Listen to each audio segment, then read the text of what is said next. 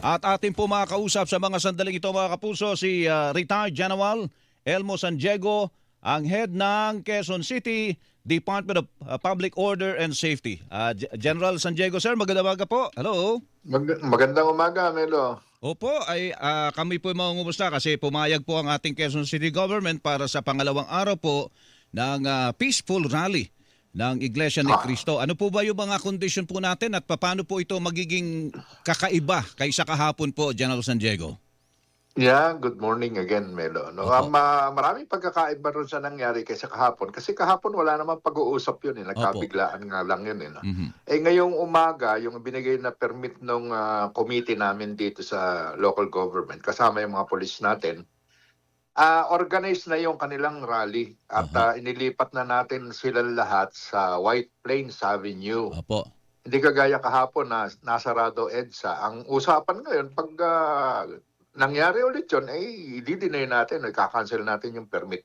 Opo. Napag-usapan namin ng organizer at maganda naging resulta dahil lilipat na sila ro sa looban ng White Plains natin para hindi na maabala yung gumagamit ng EDSA natin, kaliwa at saka kanan. Opo, opo. Hindi na po mag-i-spill over. Kaya lang ganito, General, ang inaalala po na, teka muna, gaano po karami ba kahapon, may estimate na po ba kayo? Gaano po karami kahapon? Kasi mas marami daw ngayon, 100,000 po General San Diego.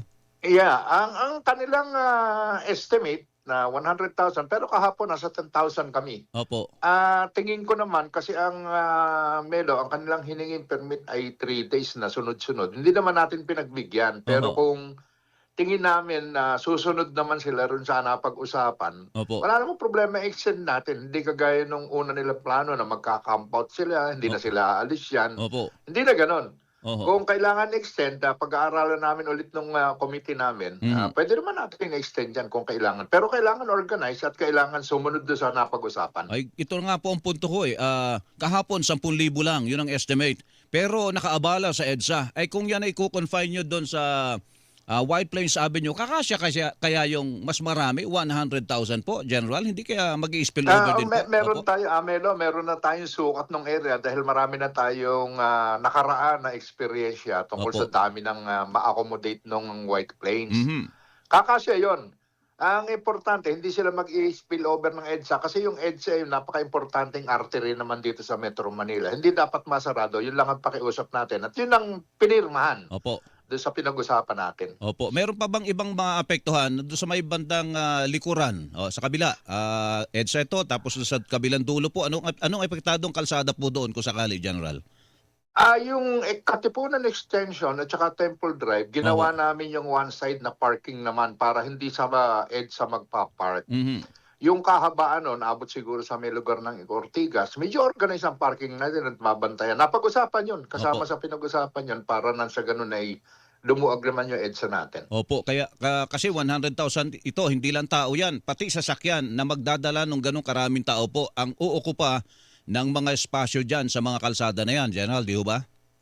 Yeah, Melo, kaya naman natin organize at saka sabi ko nga sa inyo, maganda na yung usapan yung mga organizer na kausap naman natin at susunod sila rin sa napag-usapan. Opo, at saka ito hanggang alas 8 pala ng gabi ito.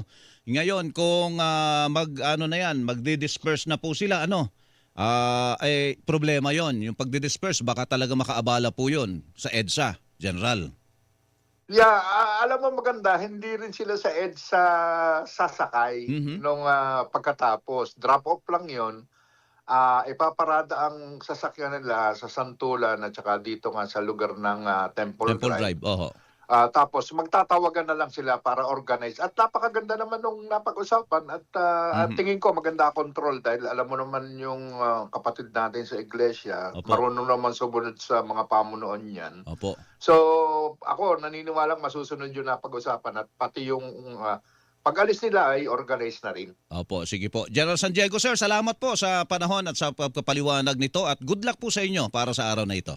Salamat po. Thank you, Melo. Mabuhay sa iyo at sa mga nakikinig. Opo, si Retired General Elmo San Diego, Head, Quezon City Department of Public Order and Safety, mga kapuso, ang ating pong narinig.